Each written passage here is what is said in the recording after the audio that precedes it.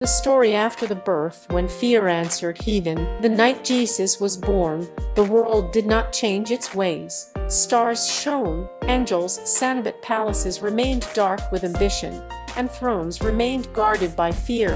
Bethlehem returned to quiet.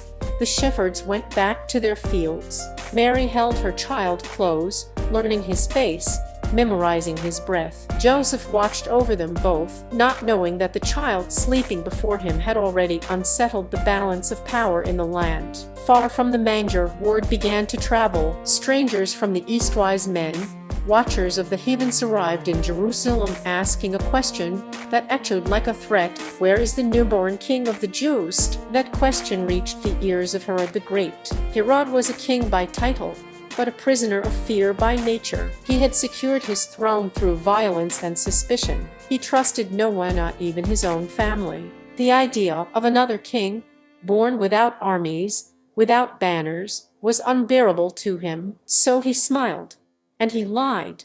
He summoned the religious leaders, learned the prophecy of Bethlehem, and sent the Magi on their way, pretending reverence, hiding cruelty. But heaven was already moving ahead of him. When the Magi finally found the child, they did not kneel before power, they knelt before humility. Gold, frankincense, and myrrh were placed at the feet of Jesus Christ, a child too young to speak, yet already carrying the weight of destiny. Warned in a dream, the Magi departed quietly, choosing obedience over royal favor. That same night, God spoke again.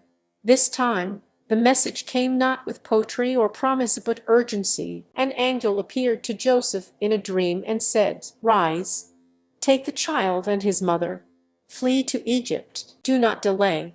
Herod seeks the child to destroy him." Joseph awoke in the darkness.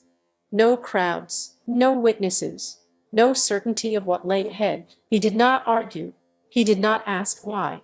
He did not wait for dawn. He gently woke Mary, gathered what little they had, and lifted the child into his arms. The Son of God left Bethlehem the way many frightened families have left home throughout history: quietly, quickly, and afraid of being seen. They walked by night.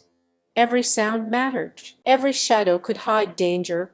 Mary clutched her child, knowing that the promise spoken over him now made him a target. Joseph led the way, a carpenter turned protector, entrusted with a life more valuable than his own. Behind them, Bethlehem slept, unaware of what would come. When Herod realized he had been deceived, his fear exploded into violence. Unable to find the child, he ordered the death of every boy 2 years old and under in Bethlehem and its surroundings. Innocent cries filled the streets. Mothers mourned. Homes were shattered. The child lived, but the cost of his coming was already written in tears. In Egypt, the Holy Family lived as strangers. No throne awaited them. No honor guarded them. The Savior of the world learned exile before he learned words. He grew not in safety, but in survival, carried by parents who trusted God without understanding his timing. Only after Herod's death did God speak again. "Rise," the angel said once more.